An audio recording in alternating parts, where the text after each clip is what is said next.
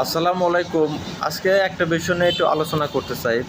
সেটা হলো আমরা আসলে কোনো কিছু করার আগে আমরা ভাবি যে আমি এটা করছি, আমি যদি সফল না হই, লোকজন মানে অনেক মজা নেবে, অনেক কিছু বলবে, আপনজনরা হাসাহাসি করবে। আসলে এই জায়গা থেকে মনে হয় আমাদের একটু বের হয়ে আসা উচিত। এই জায়গা থেকে বের হতে না পারলে আসলে আমরা মনোযোগ দিয়ে কোনো কাজ করতে পারবো না।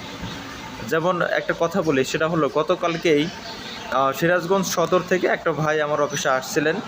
তো উনি এসে আমার কাছ থেকে খাকি ক্যাম্বল হাঁস নিলেন। তো নেওয়ার পরে আমি বেসিক্যালি আমার অফিসে কেউ আসলে সেগুলো আমি একটা লাইভ ভিডিও করি, যেহেতু আমার অডিয়েন্স আছে এবং যারা খামারি ভাই বোনেরা আছে ওনারাও এই ভিডিওটা দেখেন, দেখে একটু উদ্বুদ্ধ হন।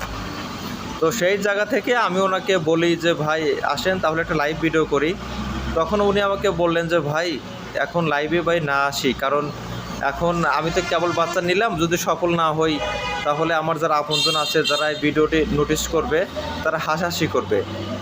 তখন তার এই কথা শোনার পরে আমি আর লাইভ ভিডিওতে গেলাম না। বাট আমি ভাবলাম যে আসলে আমাদের সবারই এই জায়গা থেকে একটু বের হয়ে আসা উচিত। আমরা আসলে এই জায়গা থেকে বের হতে পারছি না। আমরা কোনো কিছু করার আগে আমরা ভাবি যে এটা সফল হতে না পারলে লোকজন হাসাহাসি করবে বা মজা নেবে। আসলে এগুলো কিছুই না। আমি সৎ থেকে আমার জায়গাতে আমি কাজ করব।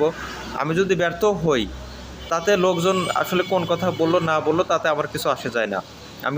আমাকে তো চেষ্টা করতে হবে। চেষ্টা করলে ইনশাল্লাহ আমি অবশ্যই সফল হব।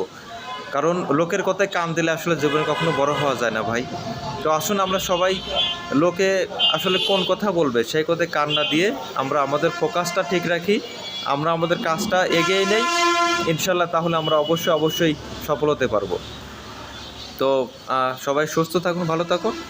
আবারও দেখা হবে নতুন কোনো ভিডিও নিয়ে। আসসালামু আলাইকুম।